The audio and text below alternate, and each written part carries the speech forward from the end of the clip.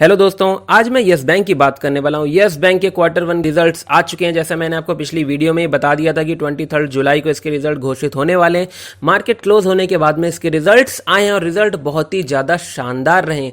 इन results के बाद में अब आपका आगे का एक्शन प्लान क्या होना चाहिए, मैंने इस रिजल्ट को इस तरह से एनालिसिस किया है दोस्तों कि आपके मन में किसी भी तरह के डाउट न रह जाए कि आपको यस बैंक में अब आगे कैसे ट्रेड करना है।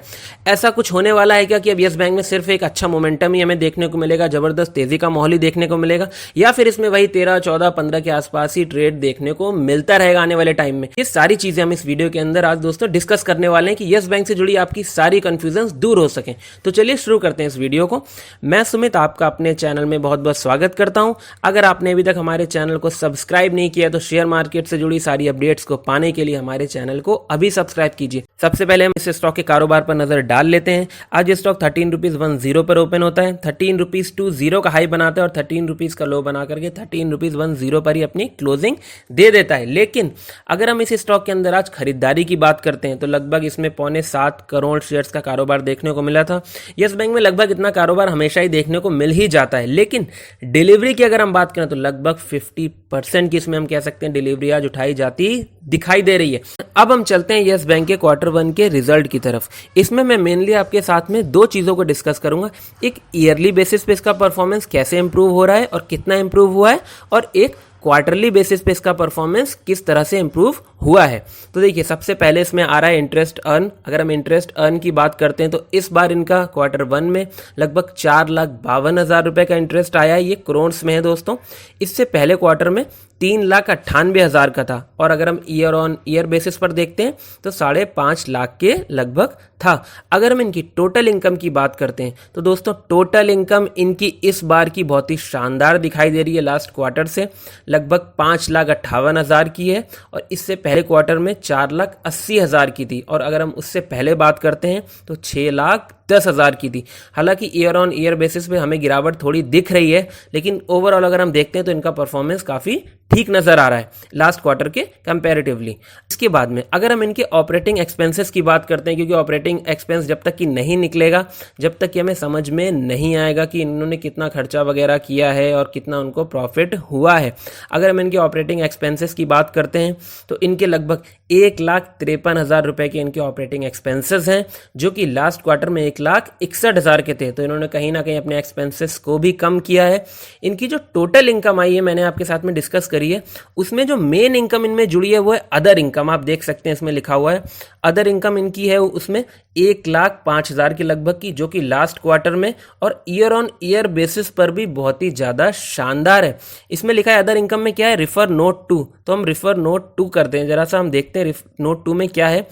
Other income includes fees and commission earned from guarantees, letters of credit, loans, financial advisory fees, selling of third-party products, earning from foreign exchange transactions, and profit and loss from sale of securities। तो ठीक तरह से आइए, कोई इन्होंने अपना office या कुछ भी सोल्ड आउट नहीं करा है कि उनको वहां से पैसा मिला हो। तो ओवरऑल इनकी टोटल इनकम भी सही आई है, इनके एक्सपेंसेस भी घटे हैं। अगर हम इनके टोटल एक्सपेंडिचर्स की बात करते हैं तो इनके टोटल एक्सपेंडिचर्स इस बार के 4,66,000 के आसपास रहे हैं। इससे पहले क्वार्टर में 4,62,000 के आसपास थे, और अगर हम ईयर और ईयर बेसिस पे बात करते हैं तो हमें उसमें कमी नजर आ रही है। 2020 की बात करते हैं तब 4,95,000 के आसपास के थे।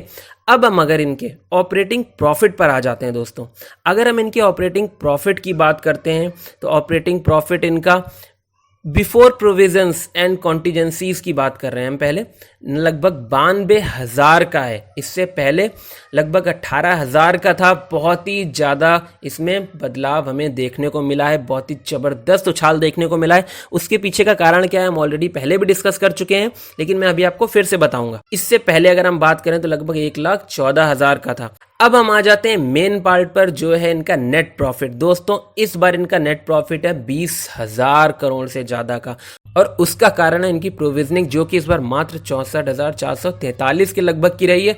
जो पिछले क्वार्टर में लॉस का मेन रीजन था वो था प्रोविजनिंग। इसी वजह से इनको जो लॉस टोटल हुआ था वो था 3,78,000 के लगभग का। अगर हम ईयर ऑन ईयर बेसिस पर देखते हैं तो बहुत ही जबरदस्त उछाल देखा जा सकता है।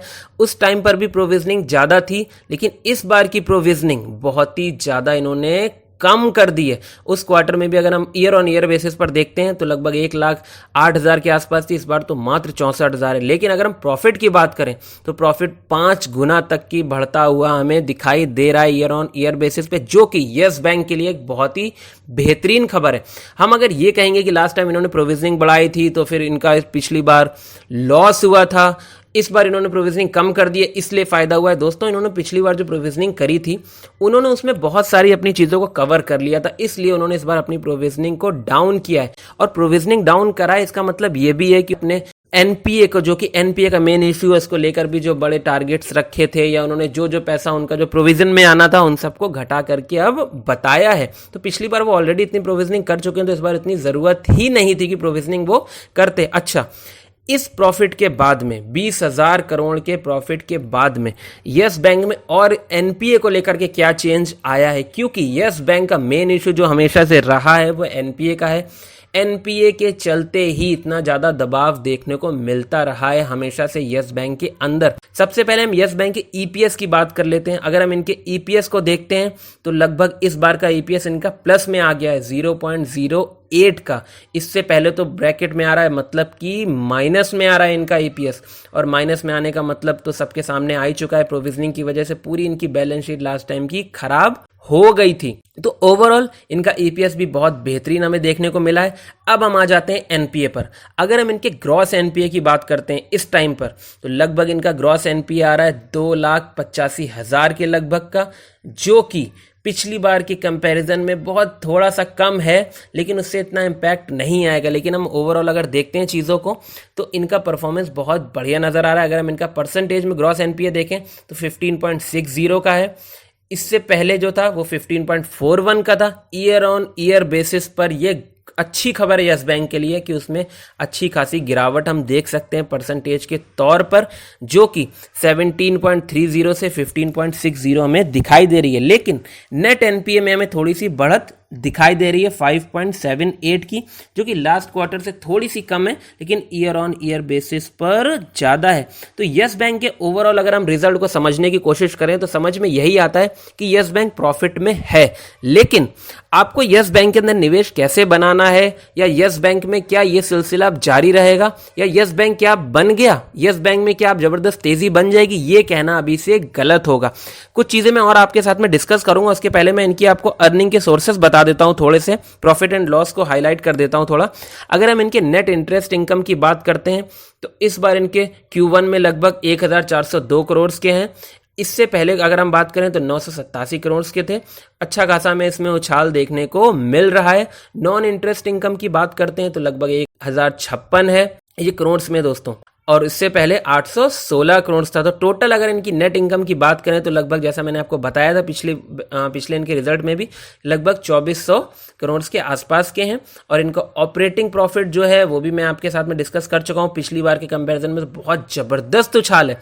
मेन जो सीन है वो प्रोविजनिंग मेन जो सीन है इनका वो है प्रोविजनिंग, जिसपे इन्होंने बहुत ज़्यादा गिरावट करी है, लगभग 87.7% की गिरावट करी है।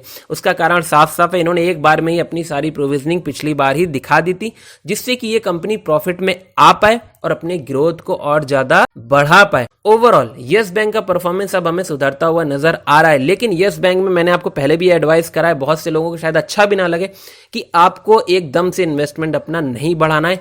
एक क्वार्टर के रिजल्ट से कुछ भी इतना बदलने वाला नहीं है। हमें अच्छा मोमेंटम दिख सकता है मंडे को, लेकिन आपको ठंडे दिमाग के साथ में अपना इन्वेस्टमेंट यस बैंक में बनाना चाहिए। हो सकता है मंडे को आपको ये अच्छे थोड़ा सा अब दिखे, 15-20% तक भी जाता हुआ दिखाई दे सकता है। लेकिन में अगर निवेश करना चाहते हैं तो थोड़ा थोड़ा करके कर सकते हैं। जब इसके quarter 1, quarter 2, quarter 3 regular basis पर हमें इस तरह का प्रॉफिट नजर आएगा, तब हम ये कह सकते हैं कि यस बैंक धीरे धीरे करके अपने आप को सुधार रहा है और अपनी ग्रोथ रेट को बढ़ा रहा है।